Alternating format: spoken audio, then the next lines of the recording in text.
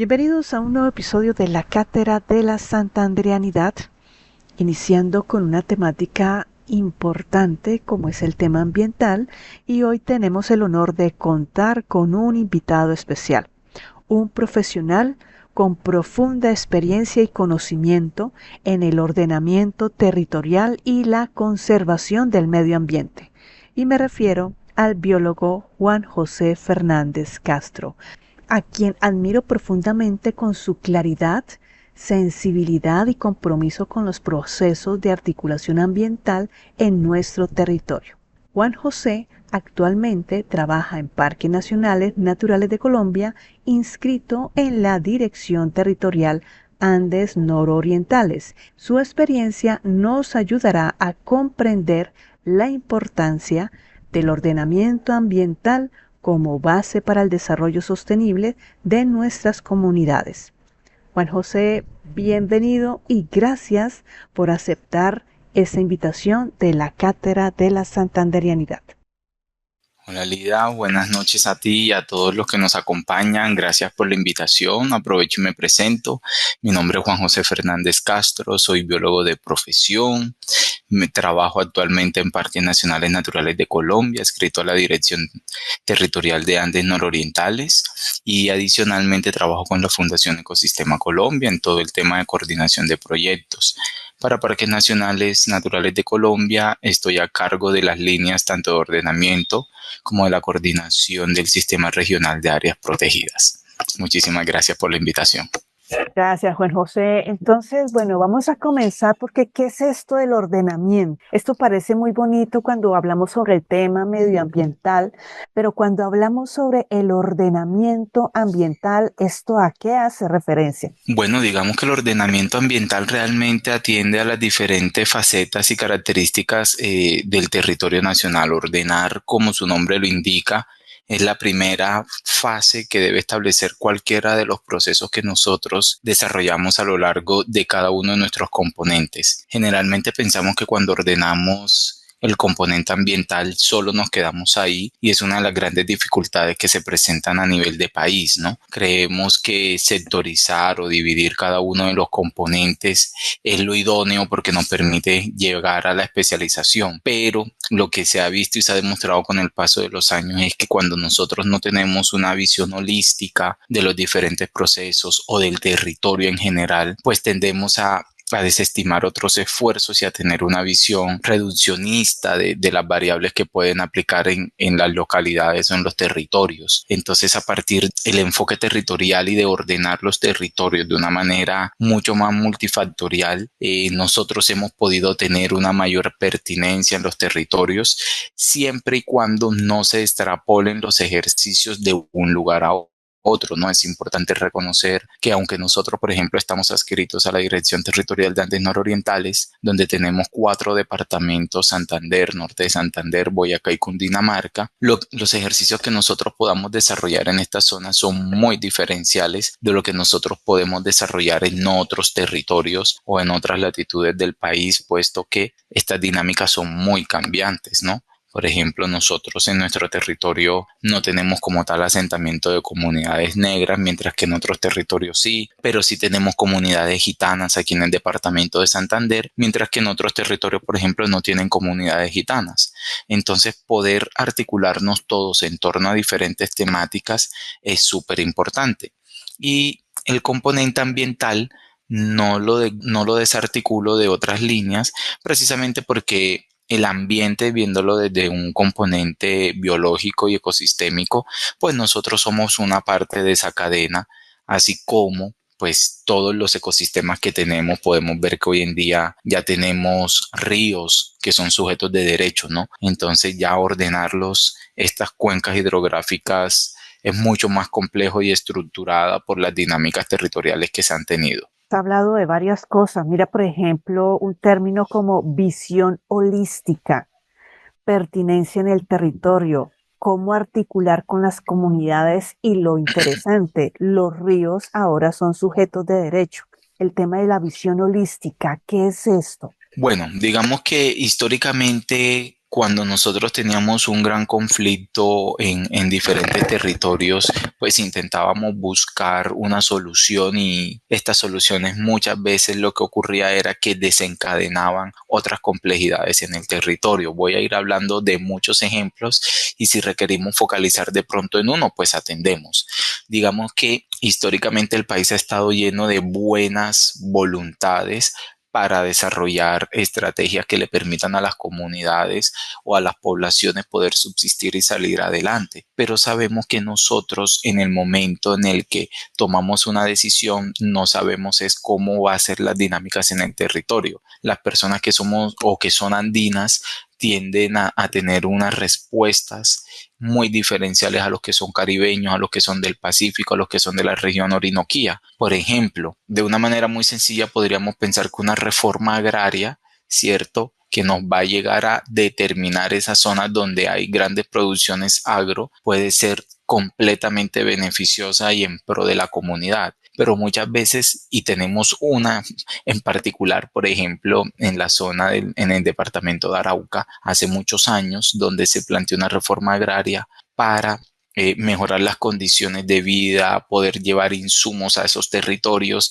que estaban potencialmente abandonados por Estado. Y sabemos que hoy en día esa reforma agraria lo que se desencadenó fue una serie de incentivos que no cumplieron con la expectativa que tenían las poblaciones o en el territorio y desencadenaron que se conformaran ciertos grupos, cierto, que hoy en día son muy determinantes en el territorio. Entonces, ¿qué sucedió? No reconocíamos las dinámicas que tenemos en el territorio y pensábamos que lo que podía funcionar en un lugar podía funcionar en el otro. Esto nos conllevó a nosotros a determinar algo muy, muy particular y es el hecho de que siempre debemos tener una visión multifactorial de cómo debe ser. Lo que nosotros podemos analizar a nivel nacional nunca va a coincidir con lo que tenemos en el nivel regional y lo que tenemos en el nivel regional no va a coincidir con el nivel local. Un ejemplo, otro ejemplo súper claro, es algo que sucedía en los años 1990 hacia el 2000. En las costas nariñenses de nuestro país hay asentamientos de comunidades negras. Estos asentamientos de comunidades negras tienen unas dinámicas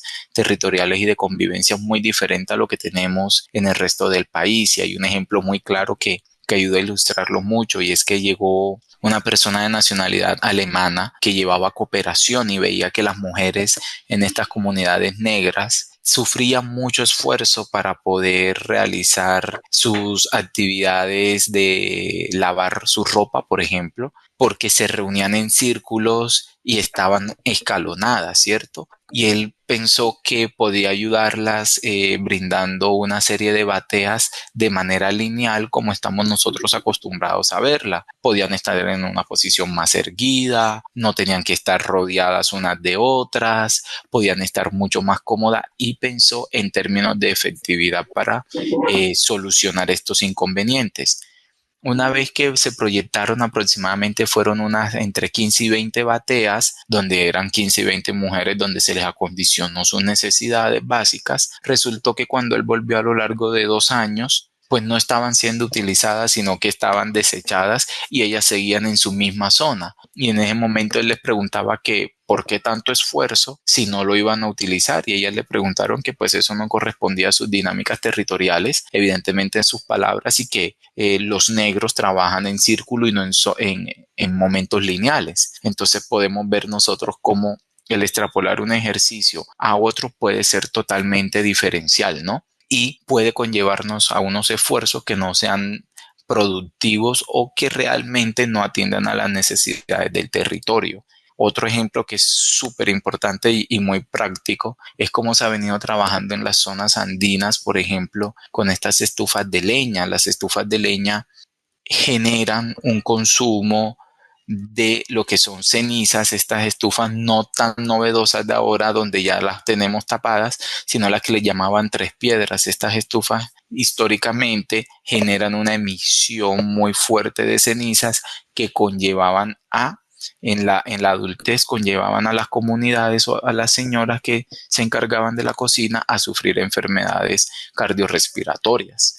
Se elaboró un proyecto que no fue acá en Colombia, sino que viene de una ONG, una multinacional, donde se venía haciendo la sustitución de estas cocinas de leña abiertas por estufas un poco más cerradas y pues era súper provechoso y súper funcional y podríamos decir que se reducían drásticamente ese consumo, esa recepción de cenizas por parte de mujeres, sobre todo mujeres mayores y que a lo largo de su vida han tenido este consumo y podríamos ver que esta fue una solución súper importante y pertinente. Pero ¿qué sucedió? No contamos nosotros con la visión del territorio y los aspectos puntuales y locales. ¿Esto que nos conllevó a nosotros? A que en las zonas bajas y en ciertas zonas de África, donde el humo que emitían estas cocinas a leña y digamos a cielo abierto, ese humo evitaba las picaduras de mosquito. Cuando nosotros vemos que se colocan y se transforman por estas estufas un poco más sofisticadas, ¿qué ocurrió? Hubo un desbalance y las personas dejaron de sufrir enfermedades cardiorrespiratorias, sino que ahora comenzaban a morir por enfermedades productos de zoonosis o de transmisión por vectores, en este caso mosquitos. Entonces vemos como una buena decisión o una buena obra puede afectar directamente las dinámicas del territorio. Entonces, a partir de esto es que se analiza que la resolución de los diferentes conflictos en los territorios tiene que ser completamente holística y multifactorial, porque si no, no vamos a poder reconocer realmente lo que se requiere y se necesita en los territorios. Muy claro el tema de la holística y lo multifactorial. Miremos un poco cómo están los departamentos del norte de Santander y Santander del Sur. Ha habido una serie de conflictos, digamos, estos elementos de la parte holística y la multifuncional. Sí, claro, evidentemente, no solo Santander y norte de Santander, realmente todo el país podríamos decirlo, pero para enfocarnos en la pregunta, en tanto en norte de Santander y Santander nosotros tenemos una gran particularidad y es que nosotros tenemos, por ejemplo, una gran producción de zonas esmeralderas, tenemos gran producción de minería, tanto legal como ilegal. Tenemos la particularidad de que en Santander propiamente, por ejemplo, tenemos el mayor porcentaje de coberturas de páramos del país y sabemos que somos uno de los 2 o 3 países propiamente que tienen esta cobertura tan particular. En estos departamentos y en la jurisdicción que nosotros tenemos, por ejemplo, incluyendo a Boyacá, tenemos un tema que es bastante particular y es la sobreexplotación, como yo lo llamaría, la sobreexplotación de figuras de conservación que se traslapan con asentamientos campesinos. Hay una particularidad cuando nosotros reconocemos lo que son las diferentes etnias o figuras territoriales, ¿no? Por ejemplo, no es lo mismo ser comunidades negras o indígenas que ser campesino, por la forma como se agremian. Por ejemplo, los negros siempre están agrupados, donde hay asentamientos negros hay una gran abundancia de comunidad negra. Igualmente hay asentamientos indígenas, pero cuando hablamos de resguardo es porque hay un gran asentamiento de comunidad, mientras que el campesino no. Sabemos que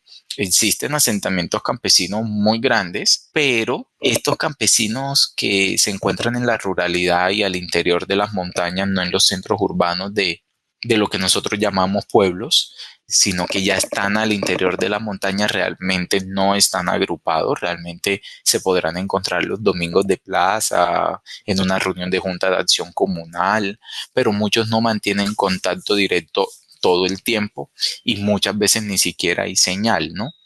Esto implica que ellos no puedan pertenecer o mantenerse como agremiaciones o asociaciones propiamente con derechos naturales como lo tienen los negros o los indígenas. A partir de esto, nosotros vemos que ellos comienzan a tener conflicto y a luchar con los traslapes. Entonces tenemos un tema de que si aquí donde estoy señalando hacia arriba es el páramo, son ecosistemas que pueden permitir el uso por parte del campesino, pero sabemos que viene la minería atacando. Por otro lado, pueden estar en zonas donde no hay catastro formalmente, entonces ya tienen un problema. Muchos, no digo que todos, con la tenencia de la tierra. Eso va a depender, por ejemplo, muchos sectores de norte de Santander o municipios de norte de Santander no cuentan con catastro y pareciera que no fuese gran cosa, pero realmente es uno de los grandes inconvenientes, ¿no? Muchas veces los vemos que tienen asentamiento en baldíos de la nación, en otros casos están en falsa tradición. Entonces, para la toma de decisiones, para articularse con las herramientas o instrumentos de ordenamiento territorial, esto genera conflicto. Vemos que muchos de estos se traslapan con zonas de reserva campesina, con parques nacionales, con santuarios de fauna y flora. Entonces, digamos que estas dinámicas que se presentan en Santander y norte de Santander surgen desde el mismo momento en el que se declara un área protegida, porque no tienen muchas veces en cuenta dónde están ubicados estos campesinos y le sobrecolocan o le traslapan una figura de conservación que puede ir posiblemente muy en contra de los usos del suelo que se tienen. Claro está, la intención no es generar una mala interpretación de las figuras de protección, sino es entender las dinámicas que se presentan en el territorio. Por un lado está la figura de protección que busca proteger ecosistemas, fauna, recurso hídrico, flora, y por otro lado están las necesidades del territorio, ¿no?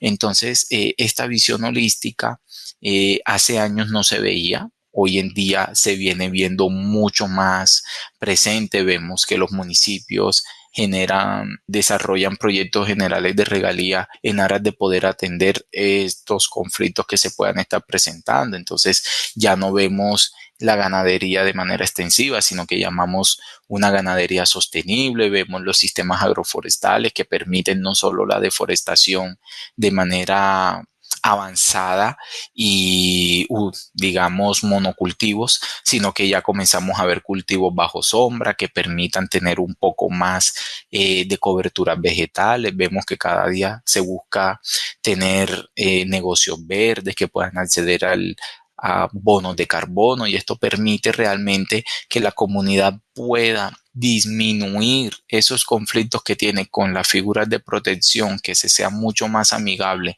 con el recurso hídrico, que de acuerdo al Plan Nacional de Desarrollo estamos en el marco del ordenamiento territorial alrededor del agua, y pues que cada día se pueda brindar un poco de seguridad alimentaria.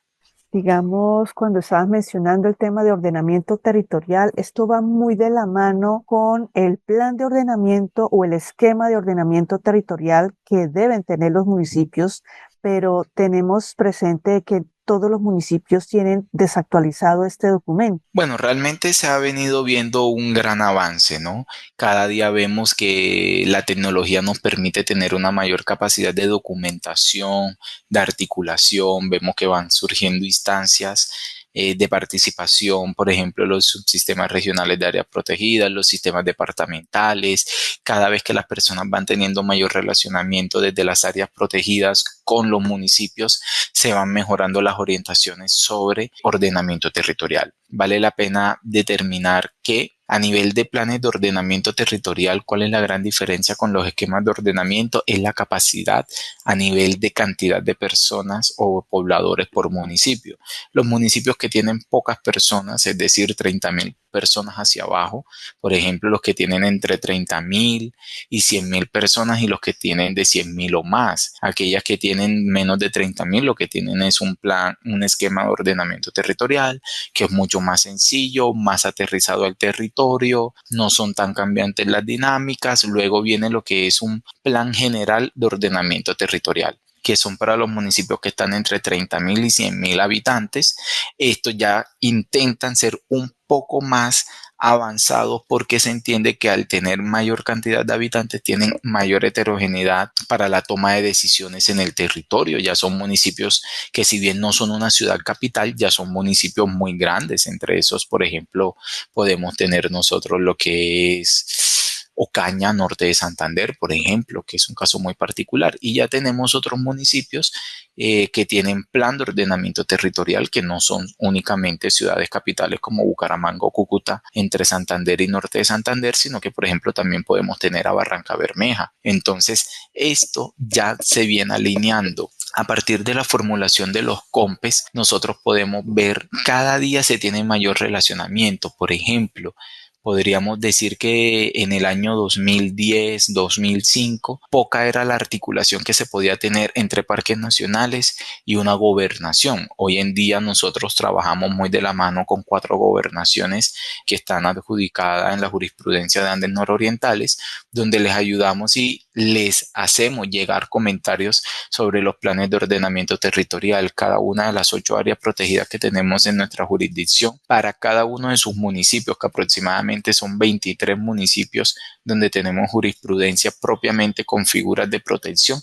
Hacemos llegar documentos síntesis, que es un documento que aporta lineamientos básicos de uso del suelo y de ordenamiento a esos esquemas de ordenamiento territorial. Entonces, por ejemplo, ahí encontramos municipios como el norte de Santander, la playa de Belén, Ocaña, Toledo, Herrán, Tibú, Teorama, Altarra, Convención, El Carmen. Acá en Santander tenemos Santa Elena de Lopón, El Carmen de Chucurí, San Vicente de Chucurí. Tenemos lo que es en Boyacá y en fronterita y con Santander, Duitama, Gambita.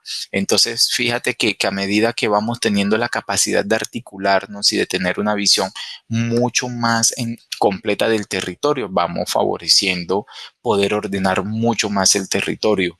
Algo súper importante y que ha sido muy relevante es poder acotar y trabajar de la mano, porque nosotros tenemos lo que es un sistema regional de áreas protegidas, donde no solo nos quedamos con autoridades ambientales, sino que vinculamos a la comunidad civil, vinculamos a la universidad, vinculamos a las alcaldías municipales dentro de nuestra jurisdicción. Luego esas alcaldías generan sus sistemas municipales de áreas protegidas, que van en cadena con las acciones que nosotros tomamos a nivel regional. En este sentido, esto hace pues que la toma de decisiones que se hace a lo local no esté desarticulada a lo que se hace a nivel departamental, y que lo que se hace a nivel departamental no esté desarticulado a lo que se hace a nivel regional.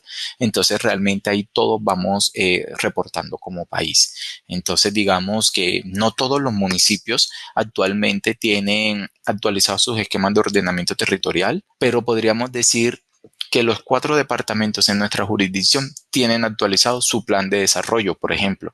Y eso es importante porque es el instrumento derrotero que utiliza la gobernación de cada departamento para tomar decisiones y medidas en el territorio. Entonces, vamos por buen camino, podríamos decir. Tengo unas 2 últimas preguntas para luego darle paso a las personas que se han conectado en la noche de hoy. Penúltima pregunta es cómo funciona esta parte de administración y operación, y tenemos ese tema álgido que es el tema del páramo de Santurbán, la administración del sistema de áreas protegidas, y luego la última pregunta es con relación: ¿qué es esto de los ríos que son sujetos de derecho? Vale, perfecto.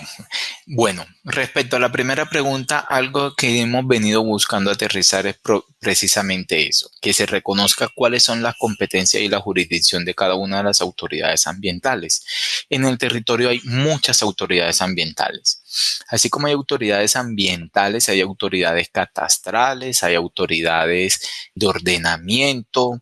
Entonces, lo primero que debemos reconocer es la duda, la pregunta, el interés que tenemos a qué temática pertenece, para poder nosotros reconocer cuál es la autoridad a la que nosotros debemos poder aplicar o preguntar. A veces, y menciono esto porque abordando el tema del páramo, la delimitación del páramo, por ejemplo, que es uno de los conflictos más fuertes que puede haber en el territorio, creemos que puede ser de la corporación o puede ser de parques. No, nosotros hablamos del uso del suelo, ¿cierto? La delimitación no corresponde a nosotros como autoridad ambiental, porque nosotros no lo determinamos.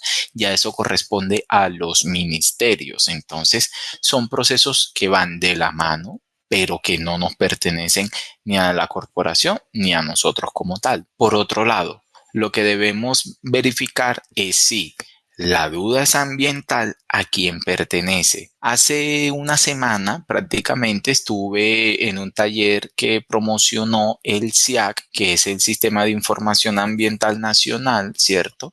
donde buscaba era reconocer cómo nosotros podíamos vincular la información y qué se debería vincular para que la comunidad en general, no solo autoridades ambientales, pueda acceder y reconocer. Uno de los insumos que ahí se mencionaba súper importante era que las personas tuviesen la capacidad de poder decir, venga, yo estoy en el páramo de Yariguíes, esto es con la CAS, con la CDMB o con parques. Ah, de aquí hacia adentro, esto es con parques. De aquí hacia afuera es con la CAS. Pero si estoy en el almorzadero, ¿con qué autoridad ambiental? ¿Cierto? Entonces, a partir de esto, lo que debemos reconocer nosotros son las categorías de protección que hay en el territorio.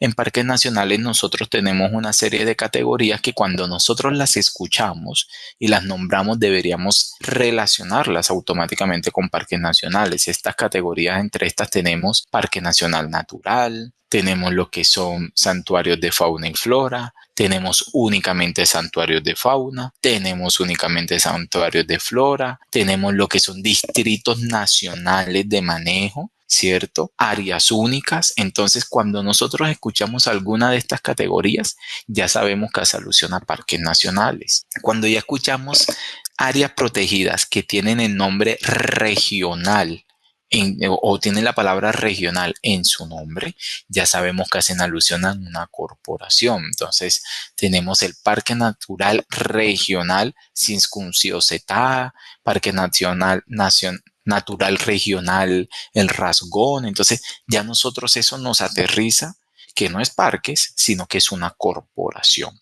Tenemos otras figuras que son Distrito Regional de Manejo Integrado, lo que se conoce como el DRMI. En Santander tenemos esa particularidad. Tenemos el Parque Serranía de los Yariguíes, que puede ser esto, y alrededor de él tenemos el Distrito Regional de Manejo Integrado Serranía de los Yariguíes. Entonces, fíjate que el nombre nos va diciendo, si vamos al núcleo, que es el Parque Nacional, sería con nosotros, Parques Nacionales Naturales. Si nos vamos al distrito regional, sería la corporación. Todo lo que son los ecosistemas estratégicos, páramos y humedales son de las corporaciones. Entonces, ahí es donde nosotros vamos identificando. Podemos o aprendernos qué figura pertenece a cada uno o aprender a reconocer un poco el territorio y cuáles son esas figuras de conservación. Digamos que parte de esto surge de la educación ambiental en el sentido, y voy a hablar desde las dos posiciones, como ciudadano y como institución, ¿cierto? Sabemos que nos hace falta llegar mucho más a los territorios. Sabemos que no siempre los relacionamientos son iguales, pero eso va de acuerdo a la misionalidad de cada una de las instituciones. Entendemos que una corporación, por ejemplo, tiene un tema de licencias ambientales. Nosotros como parques nacionales no tenemos un tema de licenciamiento ambiental. Algunas corporaciones tienen mayor aceptación que otras porque aceptan o niegan una licencia que puede tener un impacto positivo o negativo en un territorio. No vamos a hablar de ningún caso en particular, pero pues eso genera una dinámica, el tema de concesiones de agua, mientras que nosotros tenemos una misionalidad mucho más enfocada a la conservación. Entonces, digamos que en los territorios puede ser mucho más fácil llevarse con parques nacionales que con una corporación. Solo que en parques está la complejidad de que nuestras figuras de protección son mucho más restrictivas que lo que son las figuras de una corporación. Ahora bien, ¿qué ocurre? También es importante que la comunidad tenga claridad y se formen estos temas ambientales y de reconocimiento de cuál es la personería jurídica o cuál es la figura, ¿cierto?, que cubre o protege esa jurisdicción. ¿Por qué? Porque si es alguien que le llega a uno y le hace una pregunta por curiosidad y sencillamente está abordando es una temática de conocimientos, no hay inconveniente, pero creo que en un 70-80% muchas veces las quejas que llegan a parques nacionales pueden ser producto de desconocer cuál es la jurisprudencia de la de parques nacionales y de la corporación. Entonces uno, cuando los escucha que mencionan, llevo 20 años luchando por esta quebrada, por la preservación de esta quebrada, por la conservación de la fauna, y resulta que ni siquiera reconoce la autoridad ambiental que está en su territorio. Y evidentemente no estoy poniendo una queja. Estoy queriendo mencionar es que es importante que tanto las instituciones se esmeren en aprender cómo relacionarse con la comunidad, atender las necesidades de la comunidad, poder tener la capacidad de aterrizar las problemáticas regionales en lo local. También es importante que la comunidad pueda reconocer, ¿cierto? Cómo se maneja el territorio. Porque muchas veces piensan que es la corporación o parques nacionales el que determina la cota de dónde sí es páramo, dónde no, hasta dónde puede ser la explotación. No, una autoridad no tiene eso, ¿cierto? O por qué uno no le titula a un propietario dentro de un área protegida, porque no somos gestores catastrales, no está dentro de nuestras competencias. Entonces, sencillamente, ahora que venimos trabajando un poco la resolución de conflictos, lo que buscamos es poder establecer nosotros un mayor relacionamiento y poder generar instancias donde estos propietarios o estos campesinos de comunidad puedan tener una mayor posibilidad de acceder a información de manera efectiva. Entonces, para esto surgen los que son los sistemas municipales de áreas protegidas, los sistemas locales de áreas protegidas, los sistemas departamentales o sistemas regionales de áreas protegidas, que son espacios donde la comunidad civil puede acceder, puede tomar decisiones y pues se puede articular al ordenamiento del territorio. Con respecto a la segunda pregunta que mencionaba de estos ríos que son sujetos de derecho, bueno, surgen de una historia muy triste y digamos que no debería ser. No es un buen indicio tener ríos sujetos de derecho propiamente porque en gran medida muchos de estos, su componente más marcado y más fuerte es que están ubicados en municipios PEDET, ¿no? Y sabemos perfectamente que esos municipios PEDET son aquellos que tienen un enfoque territorial y que han sido golpeados históricamente por la violencia en nuestro país. Entonces son ríos que actualmente han sufrido muchos procesos de transformación y han sido afectados, por ejemplo, porque han sido vertederos desafortunadamente de cuerpos, han sido manchados por la violencia, han sido ríos que se han utilizado para derramar sangre. Entonces, a través de una figura decreto se establece que son ríos sujetos de derecho para poder resarcir y poder tomar decisiones a través de ellos y poder vincular un poco todo esto en la era del posconflicto y pues poder abordar temáticas que si no fuesen así fuesen muy difíciles, ¿no? Hay municipios donde nosotros sabemos que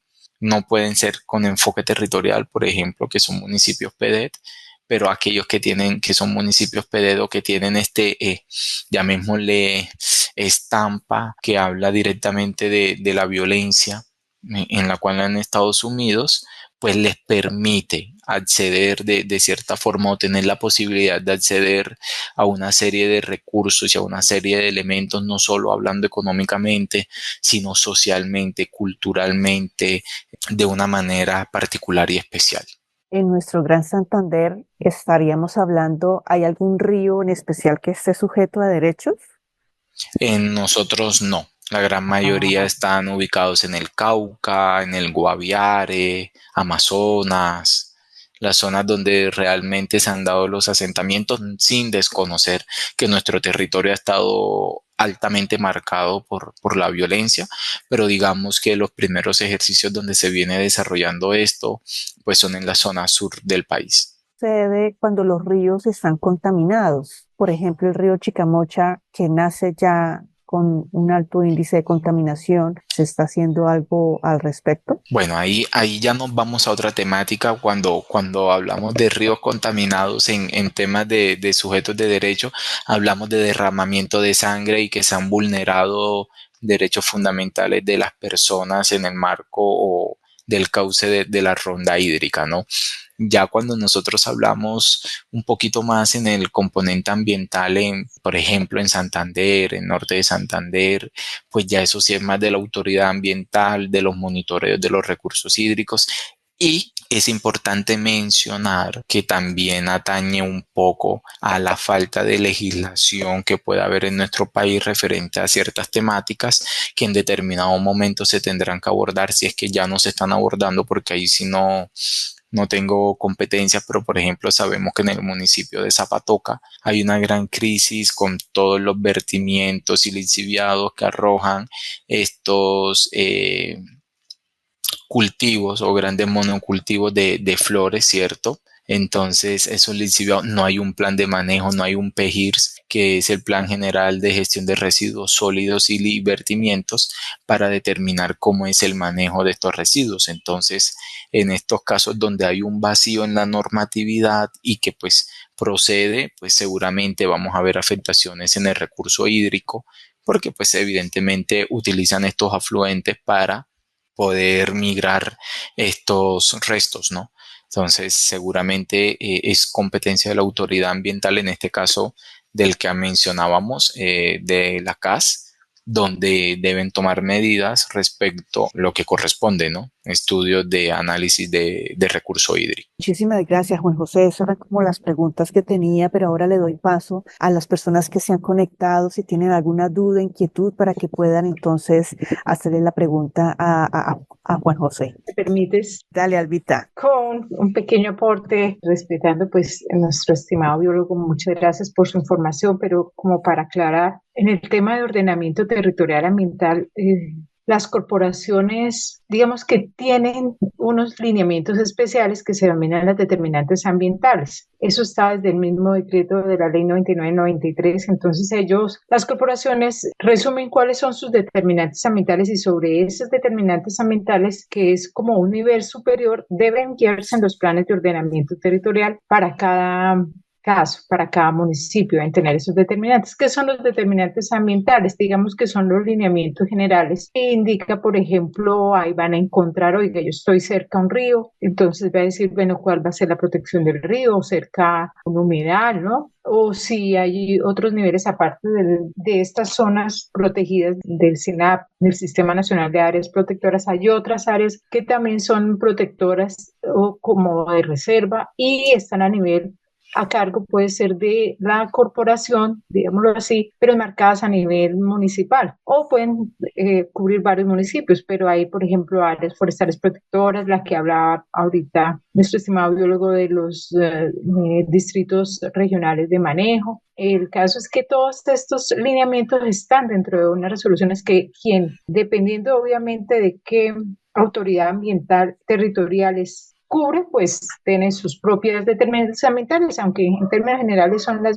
básicas establecidas pues por la ley 99-93, sino que como que las aclara y las prioriza. A veces también estos determinantes ambientales también incluyen el tema de manejo y gestión de riesgo y cambio climático, ¿no? Por ejemplo, lo que tiene que ver también los predios que están localizados en alto riesgo, qué deben hacer los municipios o qué estudios deben incorporar, porque recordemos que los planes de ordenamiento territorial tienen que pasar por la revisión de la autoridad ambiental. Entonces, se hace plan de ordenamiento, lo ajustan y pasa a una revisión de la autoridad ambiental y ya la autoridad ambiental es la que define si pasa o si tienen que hacer correcciones o no.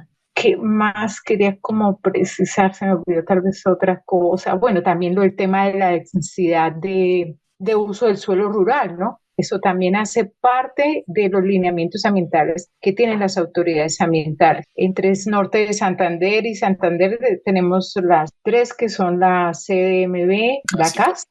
Sí, señora, CAS y Corponor. Exacto. Pero sí, no se cruzan con el sistema de parques porque la autoridad del Sistema Nacional de Parques es propia, mientras que las corporaciones son, como somos entes territoriales, están debidamente delimitadas y es decir, no hay manera de que se crucen las competencias, que es claro que lo que decía Juan José, pues que las personas de pronto no tengan claro qué es, pero no hay confusión ni traslape a la gobernanza territorial en el tema ambiental. Eso ¿Qué más? Básicamente era esto lo que que te quería como aportar, les quería como aportar. Gracias. No, muchísimas gracias, Alba, y totalmente pertinente, digamos que si existen 6 niveles de determinantes ambientales como tal, cada una jerarquizada de acuerdo al grado, ¿cierto? Entre esas, y una de las más importantes y que menos se mencionan es la de gestión de riesgo, ¿no? Y gestión de riesgo sí varía de municipio a municipio porque el riesgo en cada uno de los municipios es totalmente diferente. En algunas, por ejemplo, zonas de remoción en masa, en otras es zonas de inundación, en otras es zona de erosión costera, en otras es zona de, por ejemplo, de conflicto. A nivel municipal hay unas áreas estratégicas e importantes, por ejemplo, nacimientos de agua, recarga hídrica, que son importantes para los municipios y los pueden determinar o establecer como determinantes ambientales. Entonces eso es súper importante. Las áreas protegidas fungen como determinantes ambientales per se. Entonces cada una a nivel municipal tenemos algunas determinantes, a nivel regional ya comenzamos a ver otras determinantes e incluso tenemos determinantes a nivel nacional. Se puede presentar todo el tema de cambio climático, pérdida de biodiversidad, que no son tan abordadas de manera per se, porque pues se terminan desagregando y trabajando a nivel regional y local, pero es súper pertinente tu comentario. Muchísimas gracias. ¿Alguna otra persona que tenga alguna inquietud o que también pueda aportar a esta charla que estamos teniendo en la noche de hoy? Una de nuestras conversaciones que cuando tenía oportunidad con Juan José de conversar en esas pequeñas tertulias en oficina, salió algo muy interesante y es para aclarar un poco el término del ecoturismo, ¿no? Vale, claro que sí, digamos que el término ecoturismo surge querer separar, poder visualizar en paralelo ese turismo agresivo que se realiza, llevarlo al interior de áreas protegidas. Entonces ya como es un turismo sostenible, lo voy a colocar entre comillas porque realmente no siempre es sostenible, entonces es lo que se conoce como ecoturismo, pero realmente el turismo últimamente se viene llamando mucho más turismo de naturaleza porque permite una serie de variables de qué se puede aplicar, qué no se puede aplicar y qué es permitido. Entonces, se ha venido cambiando mucho el alcance del concepto de ecoturismo. El más cuadriculado que tenemos es ese turismo que se realiza dentro de áreas protegidas y que debe atender a ciertos lineamientos, en estos casos de las autoridades ambientales correspondientes. Generalmente vemos que está mucho más enfocado a lo que es Parques Nacionales Naturales de Colombia. Sin embargo, yo me atrevería a decir que todo el turismo que esté relacionado con el componente ambiental, es decir, que no sea un turismo urbano propiamente, que no sea un turismo en una zona alta de densidad de uso, sino que sea en una zona donde el ecosistema puede presentar fragilidades, debería cumplir con una serie de características que permita realmente regularlo, ¿no? Pero de una manera muy rigurosa, porque si no, pues vamos a estar en contravía de lo que realmente siempre hemos querido, que es conservar, ¿no? Entonces, muy particularmente, pienso que el término o digamos la variable de capacidad de carga, que es lo que nos permite determinar si un escenario está siendo sobreexplotado, explotado, su uso está siendo mesurado, realmente no es viable, ¿no?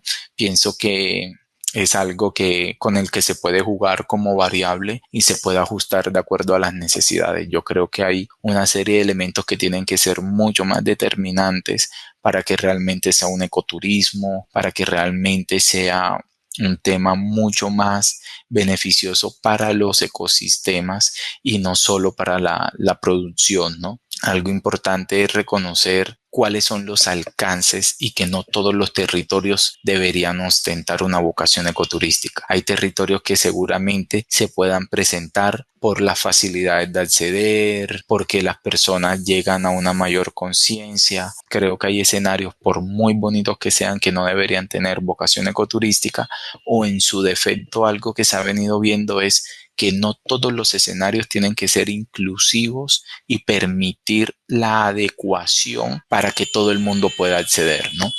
Porque pues Creo que ahí es cuando comenzamos nosotros a malograr el escenario y el ecosistema en el cual nos encontramos, ¿no?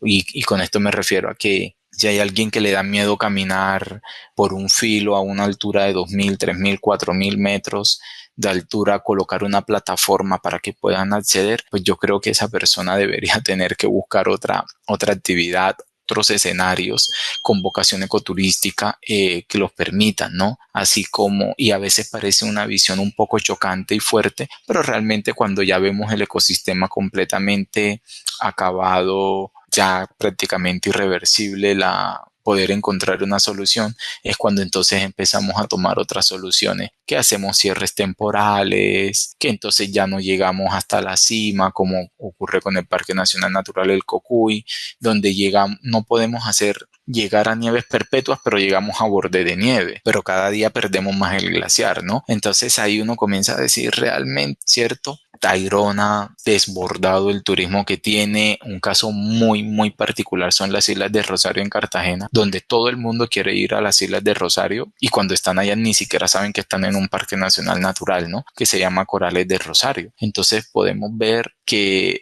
hay atractivos que son importantes y otros, digamos, deberían ser más bien preservados, ¿no? Hola, buenas noches. Juan, agradecida por compartir tu conocimiento, tu visión y tu empatía por el medio, ¿no? Te he venido escuchando, bueno, no tuve la fortuna de escucharte desde el, pero llegué cuando estaba iniciando el tema de los días como de derechos, ¿no? Aquella primicia que tuvimos con el tío Atrato, muchas veces declarar ese tipo de situaciones y si lo traspolamos hacia los derechos humanos, vemos que se siguen violando, ¿no? Igual los derechos humanos. Y el río Atrato, que es el signo que tenemos aquí, esta primer paso que se hizo aquí en Colombia, pues tampoco la situación ha cambiado mucho. Simplemente se hizo una resolución, pero allí localmente la situación no ha cambiado mucho. Tiene el cabildo abierto el agua en Barichara, justamente también ¿no? Que se declarara la quebrada de Barichara como de derecho. Ciertamente he podido dar nada de esto va a ser posible si no hay una educación.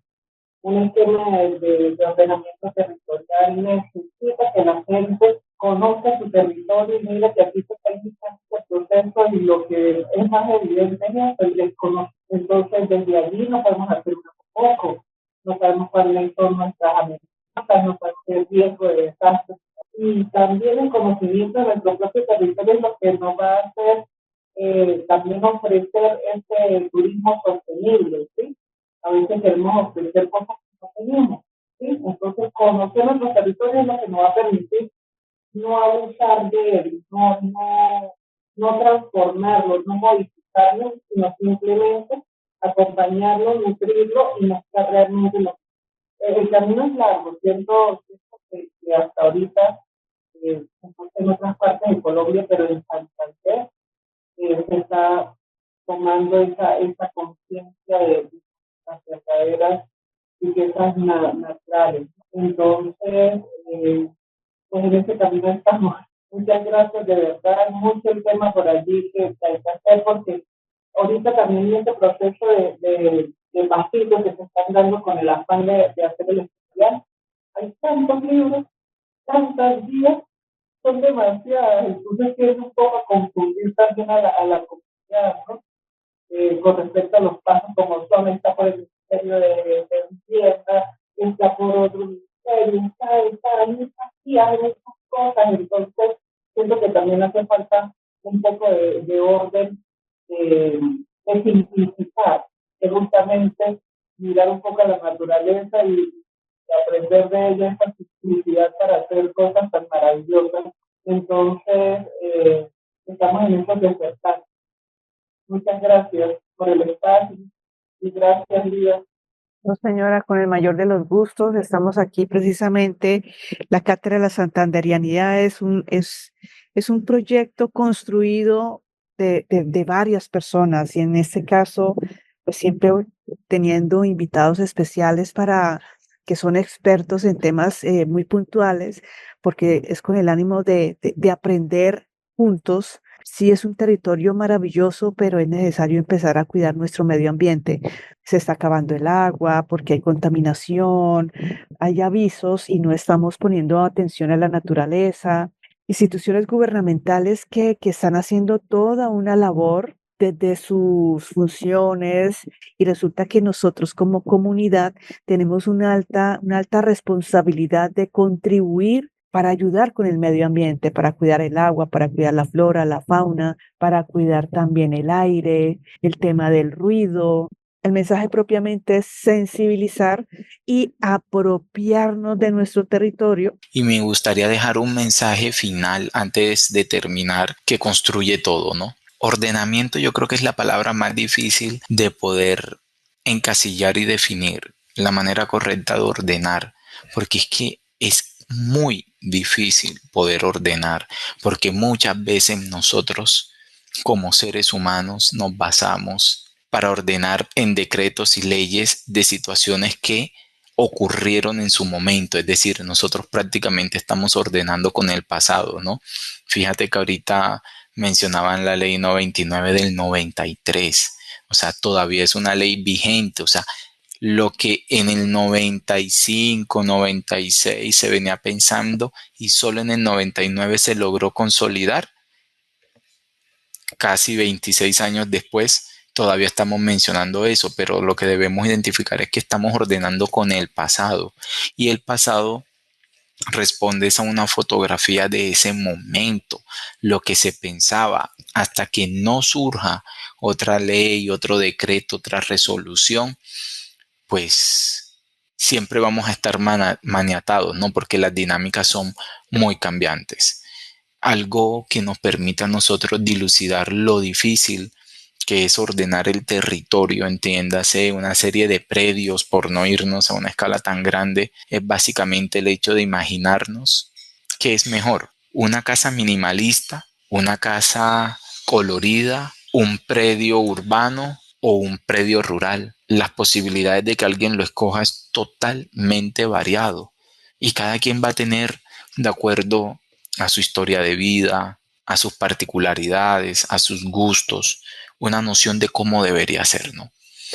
Con esto no estoy defendiendo las instituciones, lo que quiero es defender la visión de lo difícil que es ordenar, porque a veces nos olvidamos que más allá de una institución, el que también termina tomando una decisión por el cargo o por el rol que ocupa es una persona.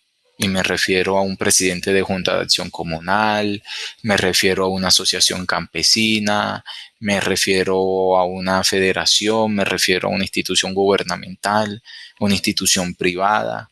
Es muy difícil porque cada quien con las herramientas que tiene en su momento lo intenta y no necesariamente va a responder a todas las particularidades del territorio, ¿no? Puede que si yo históricamente estoy marcado y permeado por un tema, puede ser esos municipios donde el recurso hídrico es tan bajo y tan escaso.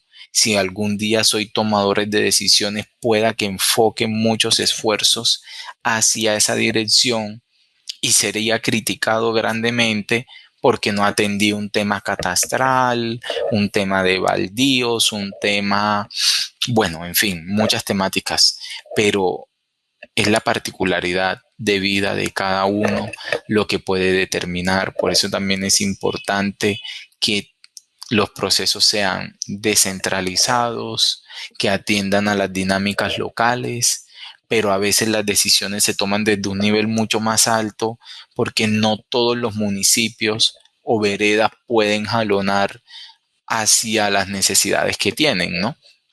Entonces eso es muy particular. Eh, es importante entender eso y quedarnos con ese mensaje.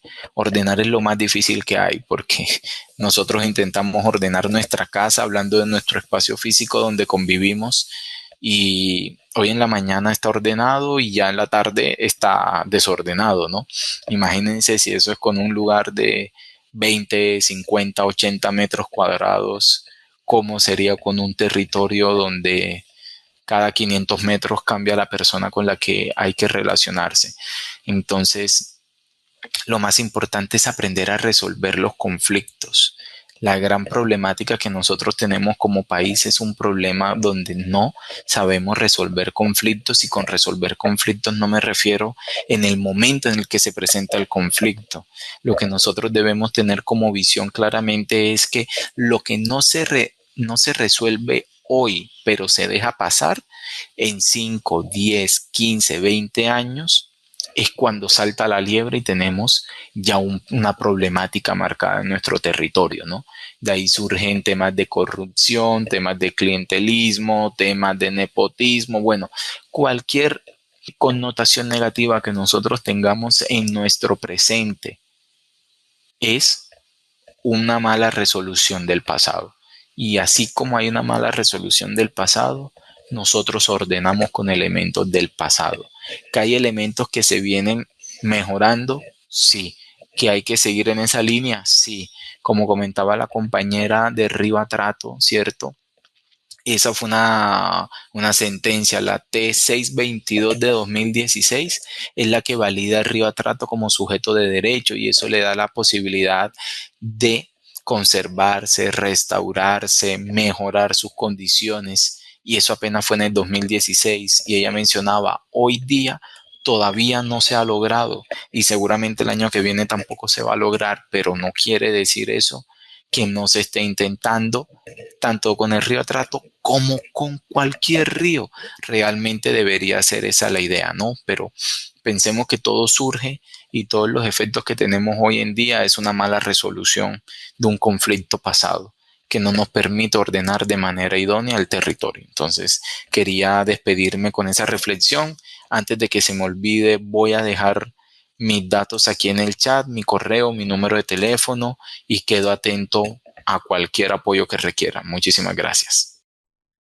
Muchas gracias, Juan José. Bueno, ya hemos llegado entonces al final de este episodio y voy a resaltar tres grandes conclusiones. El primero es que el ordenamiento ambiental debe abordarse desde una visión holística y multifactorial, entendiéndose que cada territorio tiene unas dinámicas sociales, culturales y ecológicas propias que deben respetarse.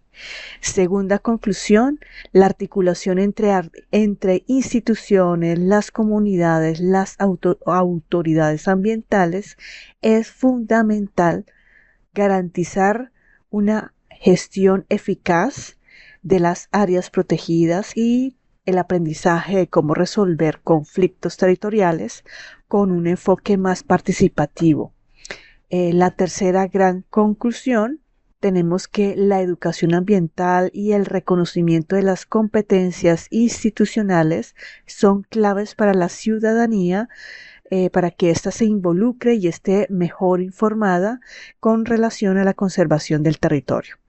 Y bueno, como y desde la Cátedra de la Santanderianidad, pues este episodio nos invita a reflexionar sobre nuestra gran responsabilidad individual y colectiva frente al cuidado del medio ambiente, y quiero aprovechar para agradecer inmensamente la participación de Juan José. Muchísimas gracias por su claridad, por su experiencia y compromiso. Y bueno, a todos les deseo una feliz noche y los esperamos para que nos puedan estar apoyando, escuchando el siguiente episodio de la Cátedra de la Santanderianidad, donde pues estaremos aprendiendo de grandes profesionales temas muy puntuales con relación a nuestra identidad cultural santanderiana. Feliz noche para todos.